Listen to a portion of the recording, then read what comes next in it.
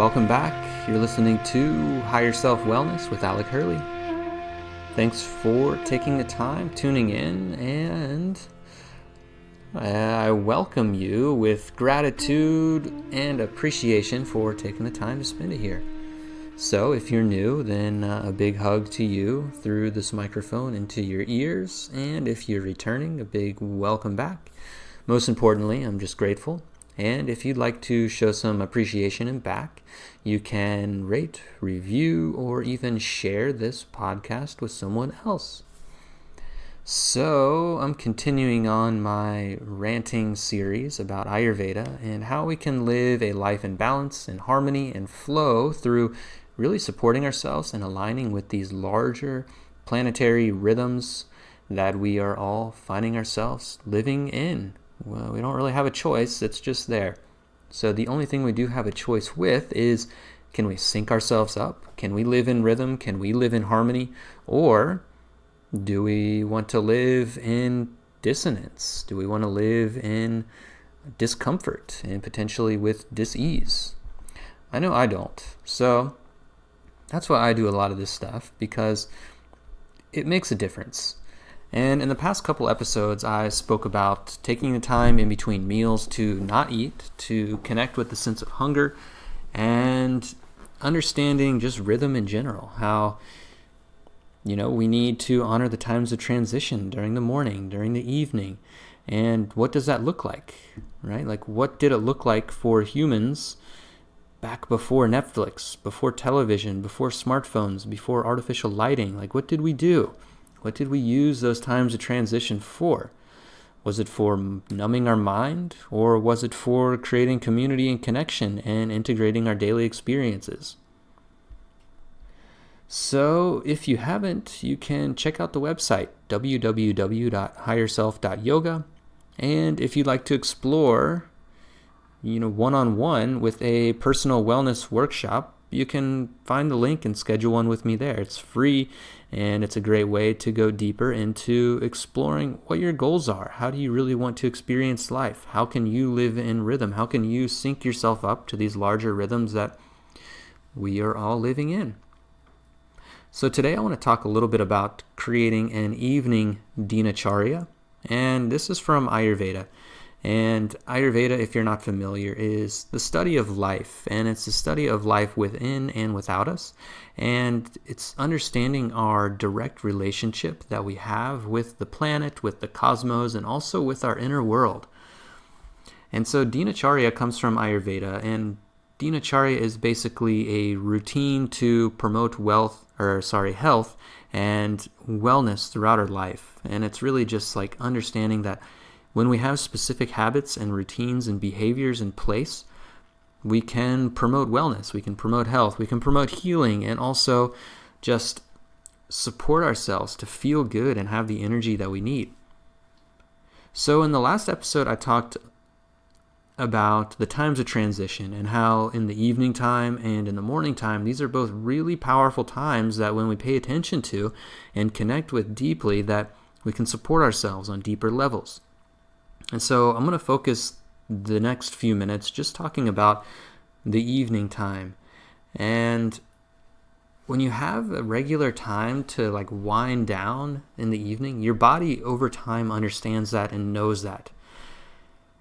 And this is really important, especially if you don't sleep very well, or if you're not waking up in the morning energized, right? Then there's something that's out of sync, that's out of alignment, and taking the time to refine these routines will really help understand where is that gap, where is that lack of integrity in your routine that's preventing you from waking up feeling energized. So in the evening time, when you have a regular time to wind down, your body knows, and this comes down to just honoring that time of transition once again. It's honoring that time of the energies going back down into a more grounded state. And you can see this directly with the dosha clock from Ayurveda and how it shows the flow of energies, how the energy is moving downward and it goes around kind of like a Ferris wheel. And if you listen to the last podcast, I talked about how it's just like that, the energy moving in a circular motion. So back to the evening dinacharya. Like, why does it matter? Well, when you have a regular time to wind down, over time, this signals the body based on just like rhythm and routine and habit that your body knows, like, okay, I'm doing this, so that means this is coming next. And this creates a sense of certainty when you have a regular routine, right? When you have things that you do on the regular, your body almost knows it. Like when you wake up in the morning, it's pretty much certain that you're going to brush your teeth. You don't even think about it, you just do it. And when you really invite this in and you can shift your routine in the evening to help you begin to enter in that downward flow of energy, your body will be like, oh yeah, it's time to get some sleep. And you may feel yourself, just getting tired and the eyes getting heavy. And this is great because this is what you want for yourself to have the energy the next day. You want to be setting yourself up for deep, restful sleep.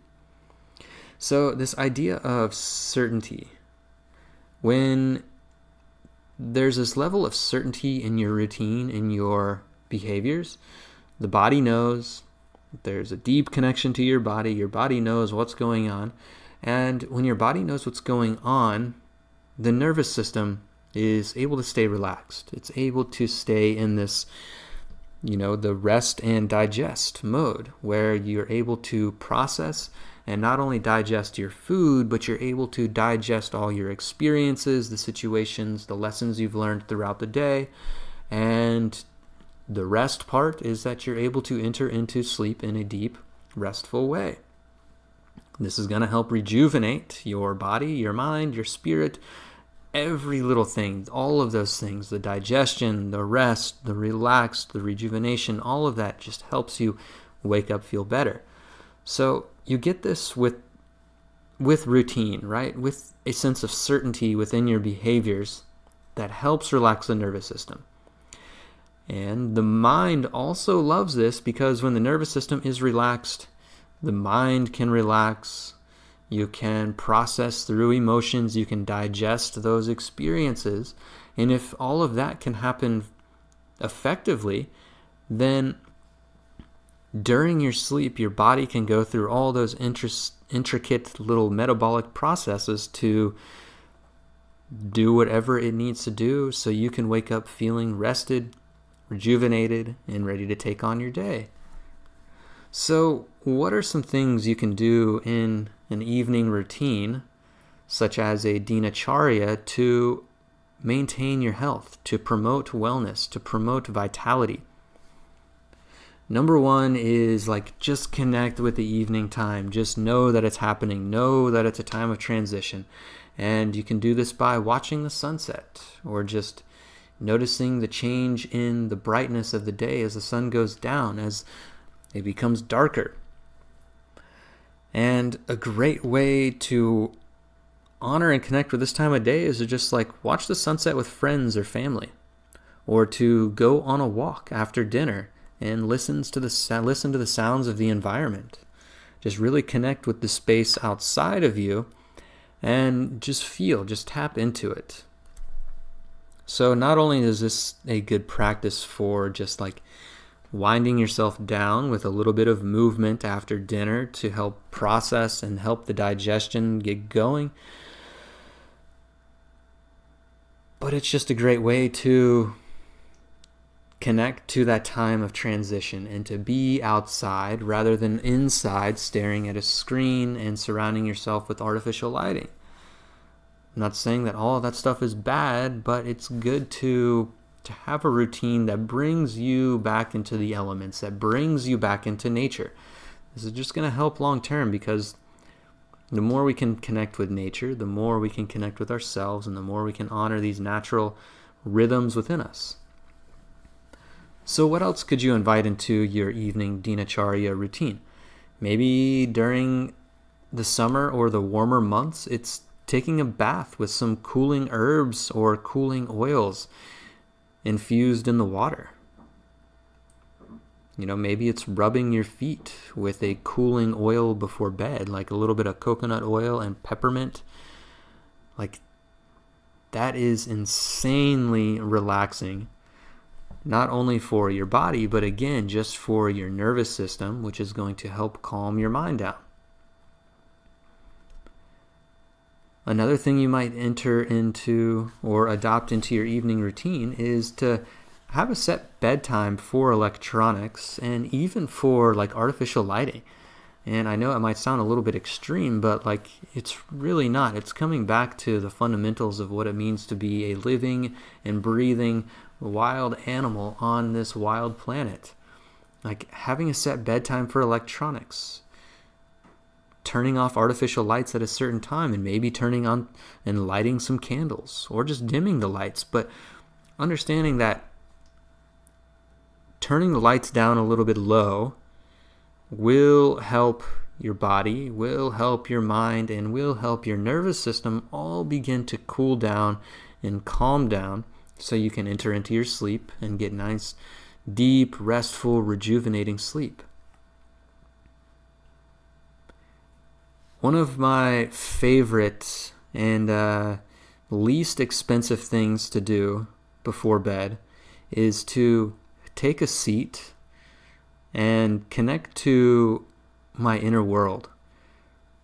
Some people call this meditation. You may have heard that word before, but this is a really great way to just begin that wind down process and to honor that time of that downward flow of the energy, and to again just go through and process and digest and assimilate and extract all the lessons, all the nutrients, all the experiences you've had throughout your day, not only just from the food, but the places you've been, the people you've interacted with. And if you can bring this into your routine to where it becomes like consistent, to where over time, through a consistent routine, your body begins to connect with that sense of certainty that, oh yeah, just like brushing my teeth in the morning, it's the evening time, and here comes my little foot rub with a little bit of oil. This relaxes the mind. This relaxes the nervous system so much. And there's so many deeper levels we can explore with this by just creating deeper bodily connection, to using the healing energy within your body and unlocking and moving the energy with the manipulation of the skin and the lymphatic system. Like there's so much more going on than just rubbing your feet, but it is that simple. It's like rubbing your feet. It creates a sense of relaxed connection to yourself, which over time, when you do it consistently, creates a sense of certainty, which relaxes the body, which relaxes the mind, and relaxes the nervous system. But just know that there's many deeper levels behind all these actions and all these different practices that you can invite into your routine. So just summarizing like what it is again, that just these different ideas you can bring into your evening is like maybe watching the sunset with friends or family, going for a walk after dinner and just listening to the sounds of your environment. Even if it's listening to cars, like if you live in the city, that's cool. Just being outside and knowing and honoring like, oh yeah, all this stuff is going on around me. Taking a bath with some cooling infused herbs or oils. Again, rubbing your feet with a cooling oil during the warmer months. Having a bedtime for electronics and maybe turning the lights down low at a specific time consistently throughout the week. And again, taking a seat, a short meditation, connect with your inner world and begin that process of just moving through and working through the day and letting go of all of it so you can get down into the deep states of sleep so your body can do all of the great things that it needs to do through the night. So I love using Ayurveda as like this all-encompassing support system for my well-being.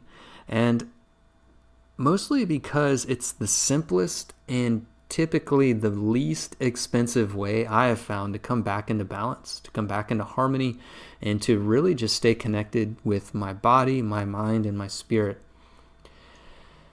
So, an evening dinacharya routine. Those are some ideas. And again, like, invite curiosity for like, ooh, maybe something else really sounds interesting. Maybe I'd really like to do this or that. And know that it can change it. Try it out. When you invite curiosity, you can see what works, see what doesn't work, and see what supports you deeper. And if it supports you deeper and it makes you feel good, then do more of that. If you'd like to explore one-on-one in a free workshop, like how you can begin to adopt these habits, or maybe what an evening dinacharya would look like for you, then sign up for the free wellness workshop. Number one, it's free. And number two, it's one-on-one. We'll go deep into exploring where you are, where you want to go, and map out some steps for how you can get there.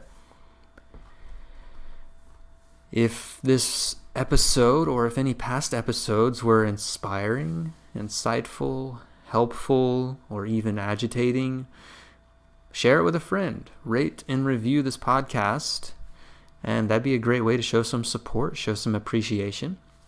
Because I do take the time to offer this stuff freely to you because I want to help. I want to inspire people to take action, to take responsibility for their own behaviors so that you can live a life in balance, a life of health, and a life of ease and flow.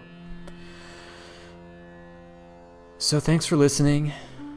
And I hope you have a wonderful rest of your day wherever you are listening to this. And I hope you take care and enjoy your evening. Much love to you. Bye-bye.